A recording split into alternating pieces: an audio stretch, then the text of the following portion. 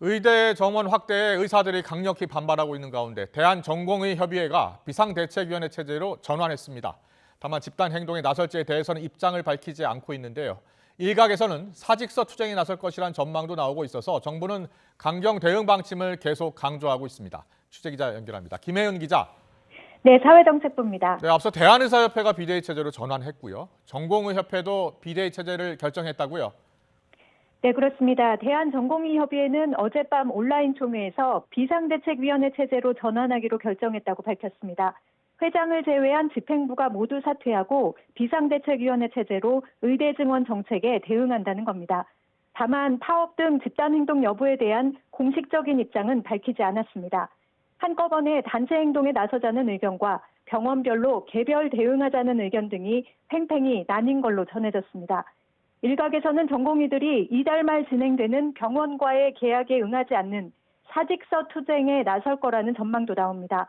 일단 전공의 실기시험이 모레까지 진행되는 만큼 구체적인 의견 표명이나 움직임은 그 이후 이뤄질 거라는 전망이 지배적입니다. 전공의들의 선배격인 대한의사협회는 설 연휴 동안 비상대책위원회를 구성했습니다. 모레 전국에서 권리대회를 열 예정인데 이 때문에 일부 의사들이 단축 진료에 나설 가능성이 큽니다. 이렇게 의사단체들의 파업 논의가 본격화하면서 환자들의 피해가 우려되는 상황입니다.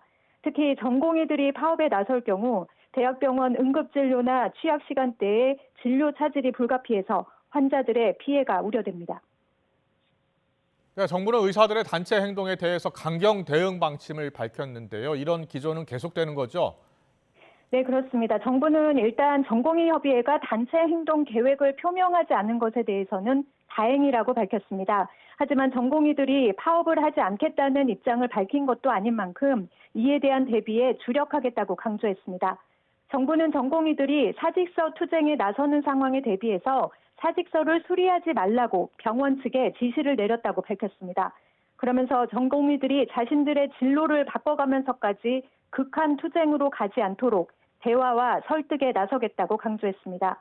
휴가를 내고 진료 현장을 떠난다든지 법정 근로시간을 지키는 방법으로 진료 시간을 단축하는 등의 행동에 대해서는 진료 차질이 발생하지 않도록 병원 측과 협의하겠다고 밝혔습니다. 다만 의사들이 파업에 나설 경우 즉각 업무 개시 명령을 내릴 방침입니다. 정부는 의사들이 명령에 따르지 않을 경우 면허 취소까지도 검토하고 있다고 강조했습니다.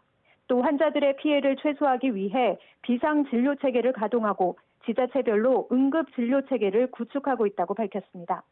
지금까지 사회정책부에서 전해드렸습니다.